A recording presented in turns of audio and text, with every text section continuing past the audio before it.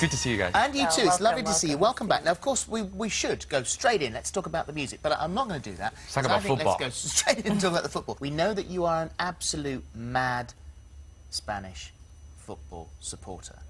We know also that you are promoting your new album at the same time.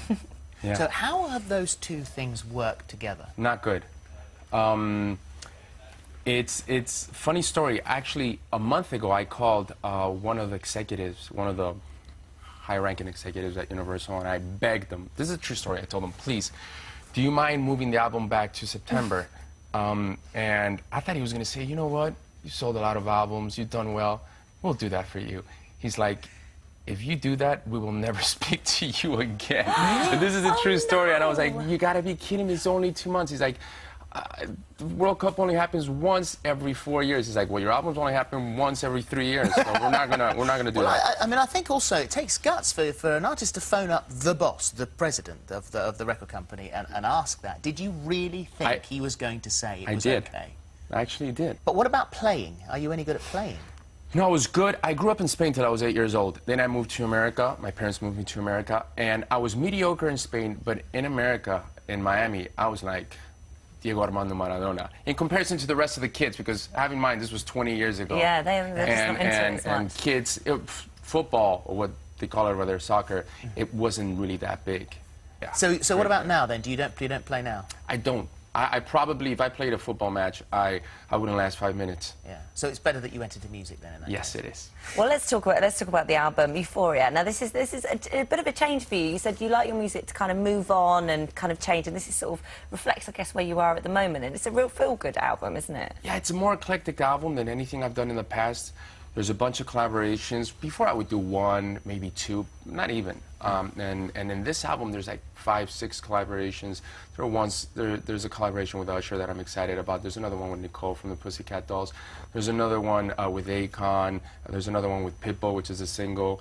And there's also collaborations in Spanish with Wisin y Yandel, which 2 artists that you probably don't know. They're really good, and another artist that I grew up with that I love. Is this the first time? It's the first time I can remember that you've sort of bilingual album. It is. It is. Well, the one here in England is only going to have 2, 3 songs in Spanish, but it'll be good because I want my fans to listen to some of my Spanish stuff. So when you collaborate with someone like Usher, are you hoping that you'll get a little bit of him, you'll sort of turn him into more your kind of sound, or are you just trying to give it an element of him? Sort of, how does that work? I think when you do a collaboration, you try to get, you want it to be 50-50. Yeah. But I tried doing collaborations, first of all, with people that I know, that I was friends with, that I could just call up, because if not, you got to go through the record companies, and there's a lot of politics.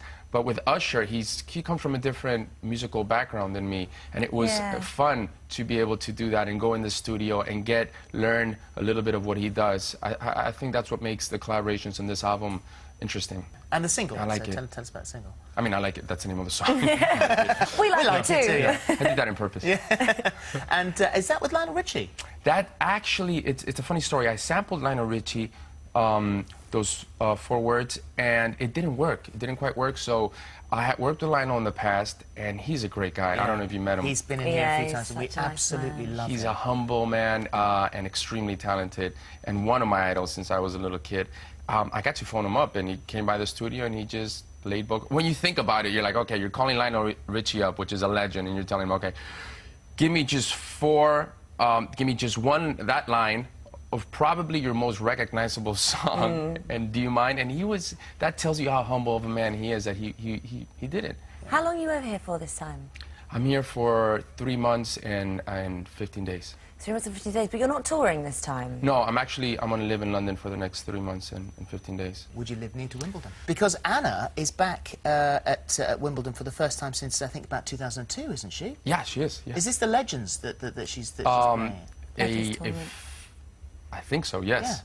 Yeah. The little that I know about tennis. How does she feel about going back? Because she loves Wimbledon. That's she a loves big Wimbledon. thing to go back to, isn't it? Wimbledon is, I guess, for tennis players, and me looking, from a fan perspective, is the tournament. It's the World Cup of, of tennis. We were reading about your relationship. I think it was Anna that actually said about her grandmother, and you have this fantastic relationship. And she doesn't speak English.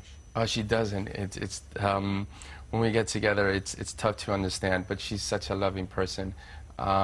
She's just so warm. She's a great, great person. And you guys have been together a long time now. Is it 6, 7 years? You've been together? 8 months. Now, you see, we know that's not true. But it is a long time, and there's always speculation about whether you're going to get married or whether there's babies on the cards. No, not for now. The other day I was doing interviews every day, and a journalist came in and said, "Oh yeah, well, how's your son? I heard you have a